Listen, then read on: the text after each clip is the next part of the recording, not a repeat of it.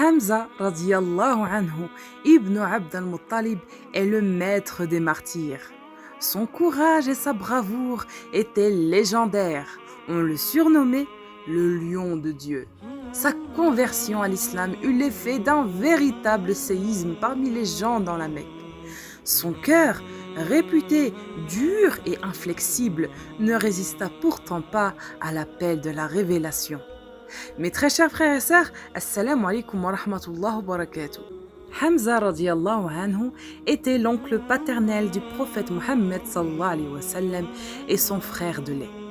Ils étaient presque du même âge et de ce fait avaient grandi ensemble.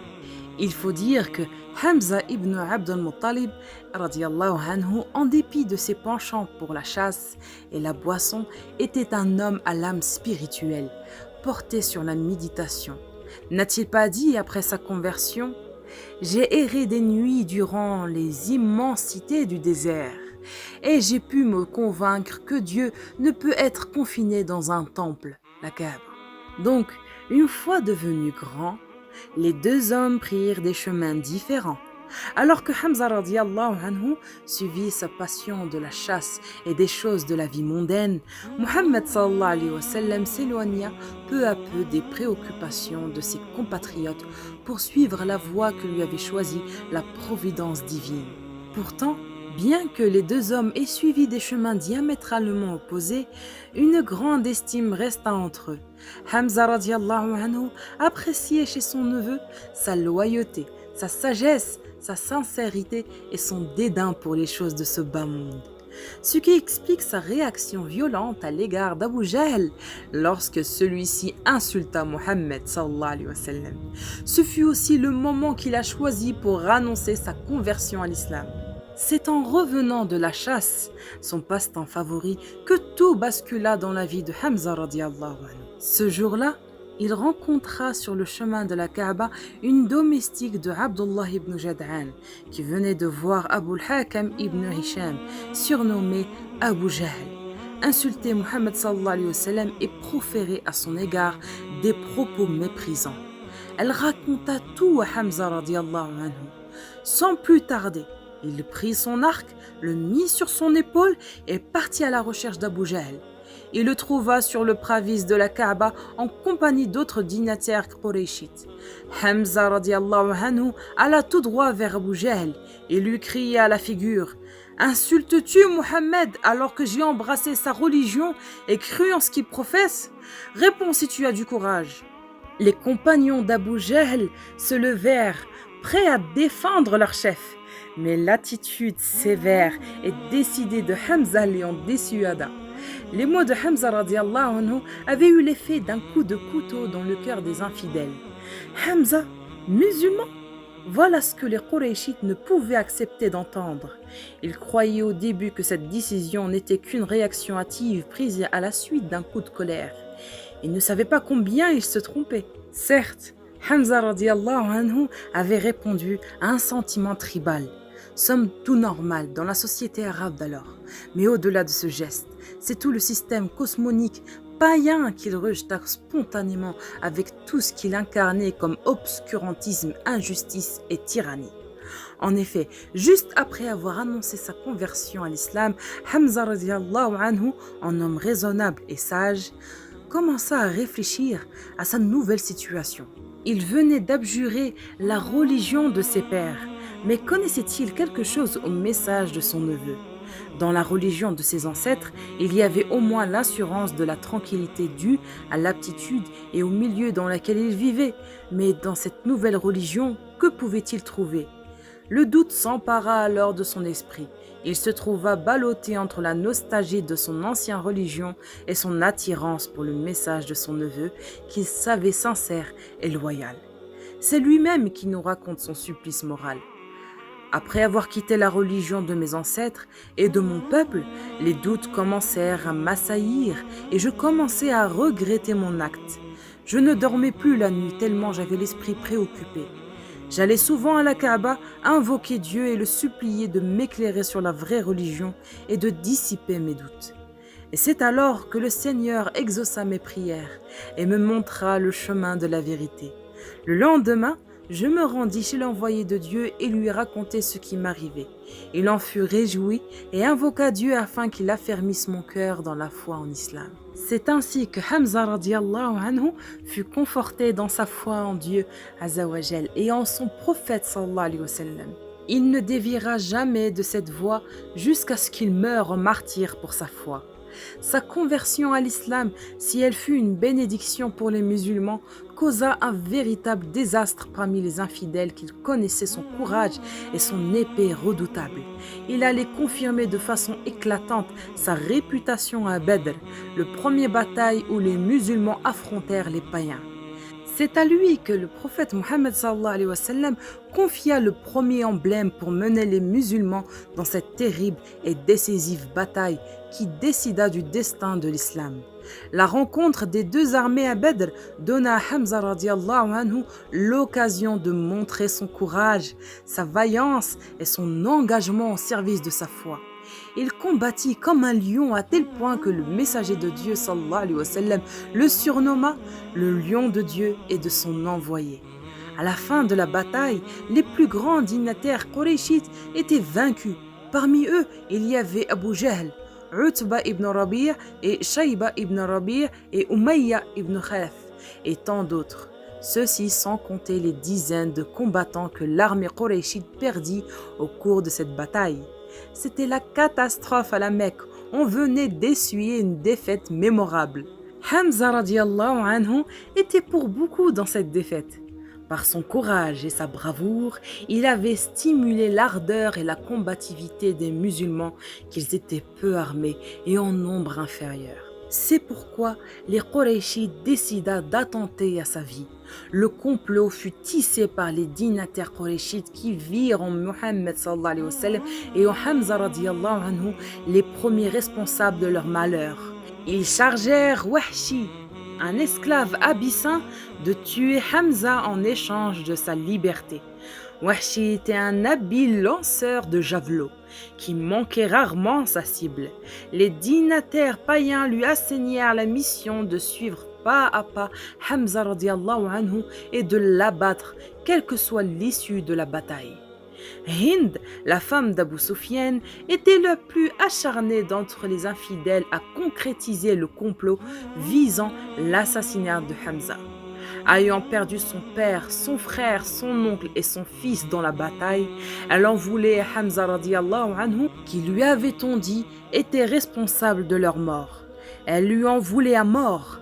La présence de cet habile lanceur de javelots était une aubaine pour elle. Venger ses proches était devenu une véritable obsession pour elle.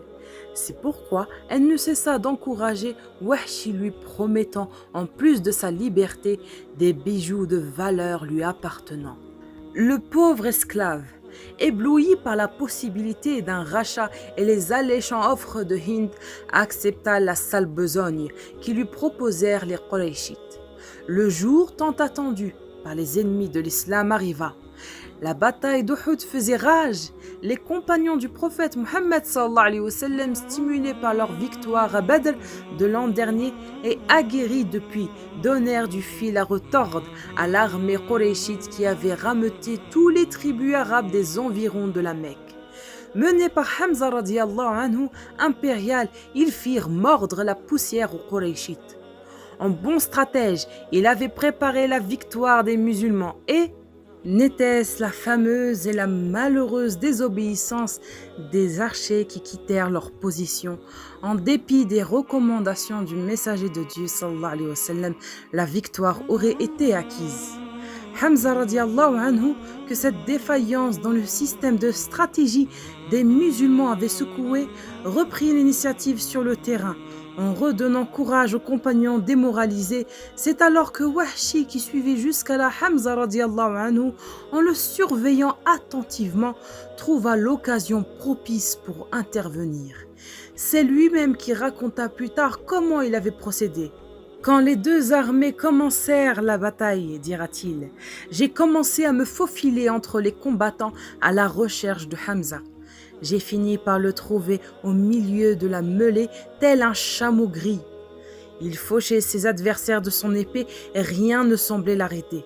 Je me suis caché derrière un arbre pour le surprendre, profitant d'un moment d'inattention de Hamza. Je pris ma lance, puis visai attentivement et la lançai.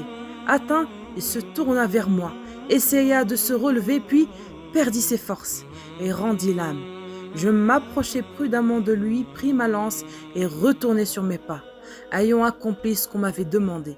De retour à la Mecque, je gagnai ma liberté et demeurai dans la ville jusqu'à sa prise par le messager d'Allah sallallahu alayhi wa sallam. Je pris alors la fuite vers Taïf. Une fois que les délégations des tribus arabes commencèrent à affluer à la Mecque pour se convertir à l'islam et faire allégeance au messager de Dieu sallallahu alayhi wa sallam, celle de Taïf s'apprêta à se déplacer pour annoncer sa conversion. Moi, j'étais dans une situation embarrassante, ne sachant que faire. Je pensais m'enfuir soit en Syrie, soit au Yémen, n'importe où, pourvu que j'échappe aux musulmans. J'étais là en train de réfléchir à mon sort, lorsque quelqu'un me dit « Malheur à toi, l'envoyé de Dieu sallallahu alayhi wa sallam n'attend jamais à la vie de celui qui se convertit à l'islam. » Suivant son conseil, je me rendis à Médine où je fis ma conversion à l'islam. Au cours de la cérémonie d'allégeance, le messager de Dieu sallallahu alayhi wa sallam me reconnaissait et m'a dit « Es-tu Wahshi ?» J'ai répondu « Oui, messager de Dieu ». Il m'a dit « Raconte-moi comment tu as tué Hamza ?» Je lui racontai comment j'avais procédé pour surprendre Hamza, le tuer et le mutiler. À la fin du récit, il m'a dit « Malheur à toi, épargne-moi la vue de ton visage. » À partir de ce jour, j'évitais toujours de passer par le même chemin que le messager de Dieu, sallallahu alayhi wa sallam, et ce, jusqu'à sa mort. Plus tard, lorsque les musulmans partirent combattre Moussaïlima, l'imposteur du Yamama, je pris ma lance et partis avec eux pour prendre part à la bataille. En apercevant Moussaïlima, l'épée à la main, au milieu de ses soldats, je me suis dit « Si j'ai tué Hamza radiallahu anhu, meilleur des hommes avec cette lance, j'espère que Dieu me pardonnera en tuant Moussaïlima, le plus mauvais parmi les hommes. » Ainsi succombant Hamza radiallahu anhu, victime d'un complot tissé à la Mecque par les plus grands dignitaires qurayshites pour venger leur mort à Uhud. Ses ennemis ne se contentèrent pas de sa mort, bien plus, leur haine et leurs acharnements dépassèrent toutes les limites. Sur les ordres de Hind, Wahshi mutila le corps de Hamza en enlevant le foie et le porta à celle-ci en échange de ses bijoux. Dans un excès de colère à la limite de la démence, Hind commença à manger le foie de Hamza radiallahu anhu avant de le cracher, c'est-à-dire la haine qui l'animait à l'égard de cet homme. En voyant le corps affreusement mutilé de son oncle, le messager de Dieu sallallahu alayhi wa sallam fut saisi d'une profonde affliction. Regardant avec tristesse le cadavre de Hamza radiallahu anhu étendu sur le champ de bataille, il lui dit « Jamais malheur ne m'afflige autant que ta mort, et jamais je n'ai connu une situation aussi dramatique que celle-ci. » Ensuite, il se tourna vers ses compagnons affligés en leur disant « Si je ne craignais pas de rendre triste sa sœur Safiya et de voir cet acte devenir une tradition après moi, j'aurais abandonné son corps aux fauves et aux oiseaux. Si Dieu me donnait la victoire sur Quraysh n'importe où, je mutilerais 30 hommes parmi eux. » Le côté humain du prophète Mohammed sallallahu alayhi wa sallam venait de se manifester. Affligé profondément par la perte cruelle et le sort réservé à son oncle. Il avait réagi comme toute personne touchée par un malheur, mais la révélation vint d'en haut pour l'empêcher d'imiter le comportement des infidèles et de faire en sorte que la mort de Hamza, aussi cruelle soit-elle, ne soit pas le prélude à des actes de vengeance et à des comportements barbares, incompatibles avec la raison et la sagesse humaine. Hamza radiallahu anhu ne pouvait mériter que sa mort soit l'occasion de vengeance et de règlement de comptes barbares. Bien au contraire, comme pour l'honorer une dernière fois, la révélation a voulu que sa mort soit une occasion d'élever plus l'âme humaine, en lui apprenant à faire preuve de patience dans les épreuves les plus dures et à rendre le mal par le bien. Les versets révélés sont catégoriques à ce sujet. Par la sagesse et la bonne exhortation, appelle les gens au sentier de ton Seigneur et discute avec eux de la meilleure façon. Car c'est ton Seigneur qui connaît le mieux ceux qui sont bien guidés. Et si vous punissez, infligez à l'agresseur une punition égale au tort qu'il vous a fait. Et si vous endurez, cela est certes meilleur pour les endurants. Endure ton endurance, ne viendra qu'avec l'aide de Dieu. Ne t'afflige pas pour eux et ne sois pas angoissé à cause de leur complot.